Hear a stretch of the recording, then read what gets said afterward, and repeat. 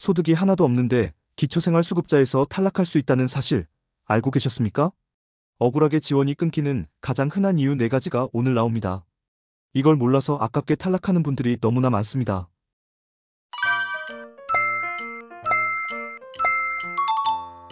안녕하세요.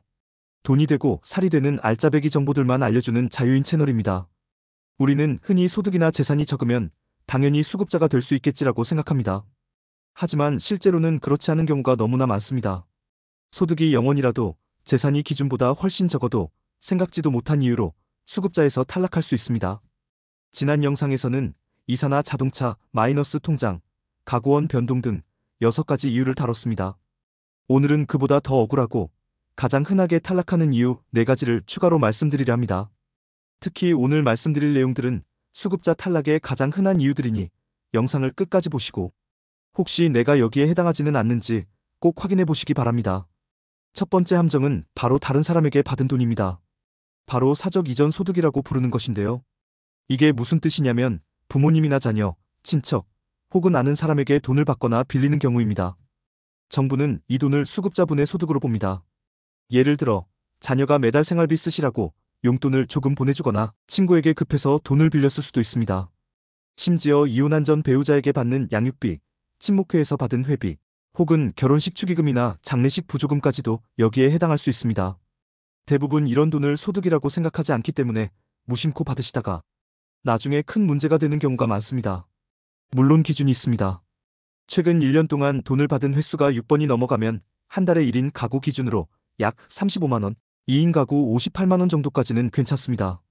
만약 6번 미만으로 받았다면 1년 총 금액이 1인 가구 119만원, 2인 가구 196만원까지는 괜찮습니다. 하지만 이 금액을 넘어가면 어떻게 될까요? 초과한 금액을 12개월로 나눈 만큼을 매달 소득으로 잡아서 받는 생계급여에서 그만큼을 깎아버립니다. 만약 깎이는 돈이 내가 받는 생계급여보다 많으면 바로 수급자에서 탈락하게 되는 겁니다. 그렇다고 돈을 아예 빌릴 수 없는 건 아닙니다. 법원 판결문이나 조정조서처럼 공식적인 서류로 빚이라는 것이 확인되면 정부도 부채로 인정해줍니다. 또 집 보증금이나 이사비, 의료비처럼 꼭 필요해서 어쩔 수 없이 쓴 돈이라는 게 증명되면 이것도 문제 삼지 않습니다. 두 번째 함정은 정부가 준 다른 돈입니다. 이게 참 억울하게 들릴 수 있습니다. 수급자분들 중에 국민연금이나 기초연금, 장애인연금, 한부모 가족, 아동 양육비 등을 받는 분들이 많으시죠? 그런데 정부는 이 돈의 상당 부분을 소득으로 봅니다. 그래서 이 돈을 받는 만큼 생계급여에서 차감합니다. 어떻게 보면 정부가 주긴 줬는데 안 준 것과 똑같은 셈이 되는 겁니다. 예를 들어보겠습니다. 기초연금으로 34만원을 받게 되었다고 가정해봅시다. 그럼 정부는 그 34만원을 소득으로 잡아서 원래 받던 생계급여에서 34만원을 그대로 깎습니다. 만약 원래 생계급여를 34만원보다 적게 받던 분이라면 기초연금을 받는 순간 생계급여는 0원이 되고 탈락하게 되는 겁니다. 의료급여나 주거급여도 마찬가지입니다. 기초연금을 받아서 소득 인정액이 기준을 넘어버리면 탈락할 수 있습니다. 이러니 이럴 거면 왜 주냐는 말이 나오고 다른 사람들은 다 받는 기초연금을 못 받는다는 박탈감을 느끼시게 되는 겁니다. 기초연금뿐만 아니라 실업급여, 산재보험금 등도 소득으로 잡히는 항목이 많습니다. 물론 장애수당이나 장애인연금처럼 소득으로 보지 않아서 아무리 받아도 수급비에 영향이 없는 좋은 항목들도 있습니다. 세 번째 함정은 일을 해서 버는 돈입니다.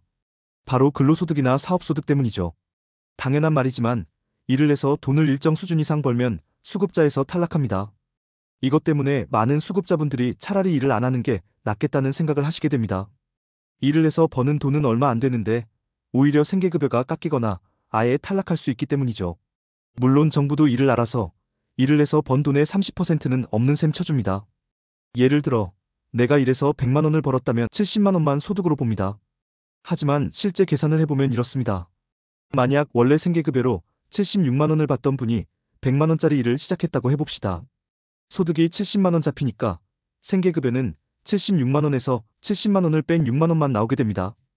그럼 총 버는 돈은 일에서 번 100만원 더하기 계급여 6만원이 아니라 실제로는 일 안 할 때 76만원과 일할 때 총소득 106만원의 차이인 30만원 정도만 더 버는 셈이 됩니다.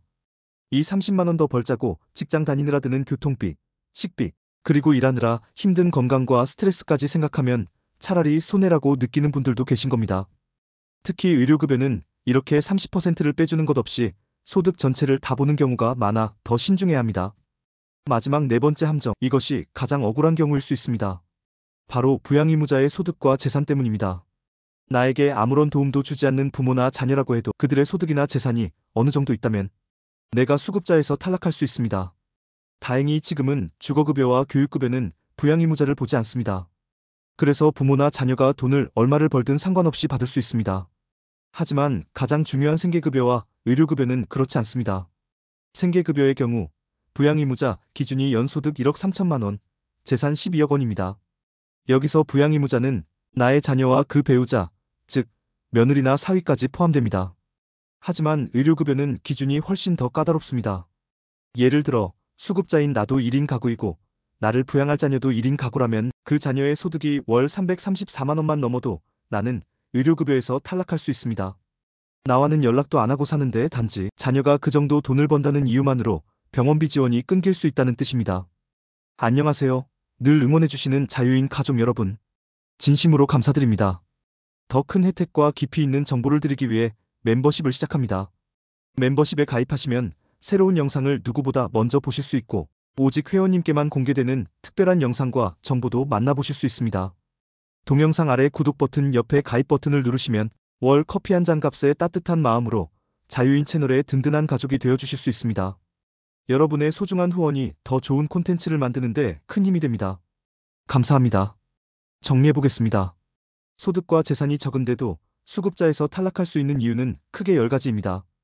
이사를 잘못 가거나 보증금이 오르거나 자동차가 생기거나 마이너스 통장이나 카드론을 쓰거나 자녀가 분가를 하거나 가구원 숫자가 바뀌는 등 재산과 가구원에 관련된 6가지 이유가 있습니다. 그리고 오늘 말씀드린 4가지, 즉 다른 사람에게 돈을 받거나 정부의 다른 연금을 받거나 일을 해서 돈을 벌거나 연락도 안 하는 부모 자식의 소득 때문입니다. 수급자분들은 정말 신경 써야 할 게 너무 많습니다. 일을 할 때도, 돈을 빌릴 때도, 연금을 받을 때도, 이사할 때도, 심지어 자녀의 소득이 많아지는 것까지 걱정해야 할 수 있습니다.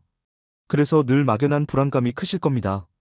오늘 이 영상이 그런 복잡한 고민을 조금이라도 덜어드리고 미리 대비하시는데 도움이 되었으면 좋겠습니다. 오늘은 여기까지입니다. 끝까지 봐주셔서 감사합니다. 다음에도 돈이 되고 살이 되는 알짜 정보로 찾아뵙겠습니다.